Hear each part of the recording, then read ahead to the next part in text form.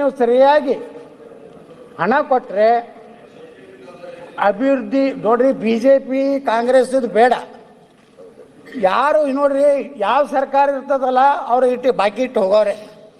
ನಾಳೆ ನಿಮ್ಮ ಸರ್ಕಾರ ಮುಂದಿನ ಯಾರು ಬರ್ತಾರಲ್ಲ ನಾಳೆ ನಮ್ಮದೇ ಸರ್ಕಾರ ಬರ್ಬೋದು. ಅಲ್ಲ ಬಿಜೆಪಿಯಲ್ಲಿ ಇಲ್ಲ, ನೀವು ನಿಮ್ದೇ ಸರ್ಕಾರ. ಅದ್ ಯಾವ ತರ ಎತ್ತಳವ್ರೆ, ನೀವು ಬಿಜೆಪಿಯಲ್ಲೇ ಇಲ್ಲ.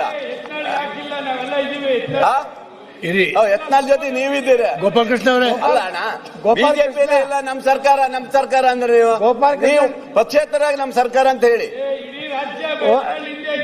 ನಾಳೆ ನಿಮ್ಗೆ ಟಿಕೆಟ್ ಸಿಗಲಿಲ್ಲ ಅಂದ್ರೆ ನನ್ನ ಬಲ್ಲೆ ಬರ್ಬೇಕಾಗ್ತದೆ ಅಂತೂ ನನಗೆ ಹುಷಾರ್, ಎಚ್ಚರಿಕೆ ಮಾತಾಡ್ಬೇಕು ನನ್ನ ಬಗ್ಗೆ.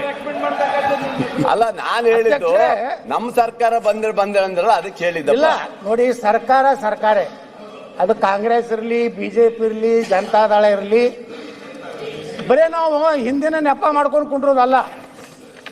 ಇವತ್ತು ನಮ್ಮ ಹಿಂದಿನ ಸರ್ಕಾರ ಯಾವ ರೀತಿ ಇದನ್ನ ಗುತ್ತಿಗೆದಾರರ ನೀವು ಹಣವನ್ನು ಪಾವತಿ ಮಾಡ್ತೀರಿ, ನಾಳೆ ಮಾರ್ಚ್ ಅನ್ನೋದ್ರ ಒಳಗಾಗಿ ಇದೇನು ನಮ್ಮ 38,000 ಕೋಟಿ ರೂಪಾಯಿ ನೀವು ಅವರ ಹಣ ಕೊಟ್ಟರೆ ಸನ್ಮಾನ್ಯ ಮುಖ್ಯಮಂತ್ರಿಗಳು ಈ ರಾಜ್ಯದಲ್ಲಿ ಕೆಲಸಗಳು ಪ್ರಾರಂಭ ಆಗ್ತವೆ.